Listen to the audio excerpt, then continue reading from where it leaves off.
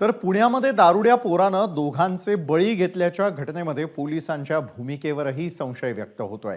Social मीडियावरती पोलिसांवर यथेच्छ टीका होतीये। या प्रकरणामध्ये विधी संघर्ष मुलाचा ब्लड रिपोर्ट सध्या मोठ्या कुतूहलाचा विषय आहे।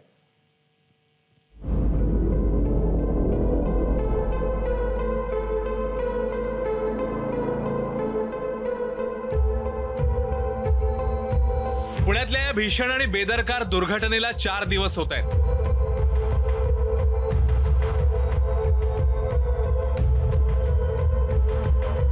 शनिवारच्या रात्री 2:30 वाजता अगरवाल कुटुंबातल्या एका दिवट्याने 2 अभियंत्यांना आपल्या गाडीने उडवलं। त्यामध्ये दोन्ही अभियंते मरण पावले। अपघातानंतर लोकांनी दिवट्या अगरवालला चोप दिला आणि पोलिसांकडे सोपवलं।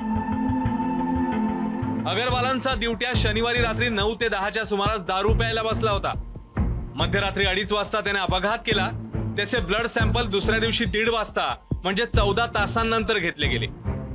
दारू प्यायल्यानंतर आपल्या शरीराच्या विविध अंगांमध्ये दारूचा अंश किती काळ राहतो यावर एक नजर टाकूया। अमेरिकेच्या ॲडिक्शन सेंटरच्या माहितीनुसार दारू प्यायल्यानंतर रक्तामध्ये 12 तासापर्यंत दारूचा अंश असतो।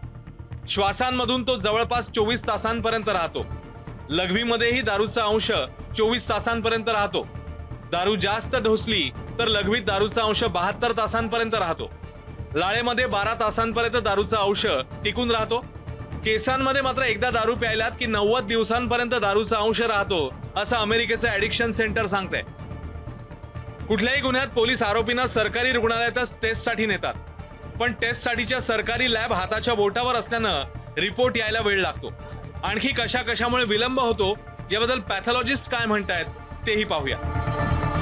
आता कसं असतंय, आपण ज्या वेळेला प्रायव्हेटमध्ये करून सबमिट करणार त्यावेळेला आपण कुठला मेथडनी केलेलं आहे, ती मेथड स्टँडर्डाइज्ड आहे का, असे त्याच्यावर खूप प्रश्न विचारले जाऊ शकतात।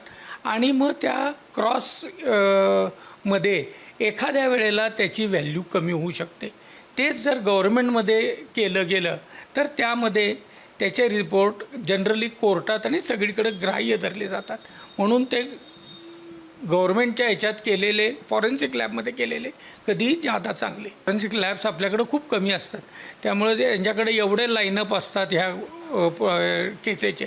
त्यामुळे जनरली इवन मोठ्या पुढारीत देशातसुद्धा it may take several days to weeks to get a report. म्हणजे आपल्या देशात नाही, बाहेरच्या देशातसुद्धा एवढा वेळ लागू शकतो। पुण्यातल्या दुर्घटनेत ब्लड रिपोर्ट महत्वाचा आहे। तो पॉझिटिव्ह असेल तरच अगरवालच्या दिवट्या विरुद्ध खटला मजबूत होणार आहे। अगरवालचा दिवट्या आपल्या मित्रांसोबत पार्टी करतोय, त्याचं सीसीटीव्ही पोलिसांना मिळालंय, पण पोलिसांनी मित्रांची कोणतीही टेस्ट केलेली नाही किंवा त्यांना साधं चौकशीलाही बोलवलेलं नाहीये। मंदार गोंजारी, एबीपी माझा, पुणे।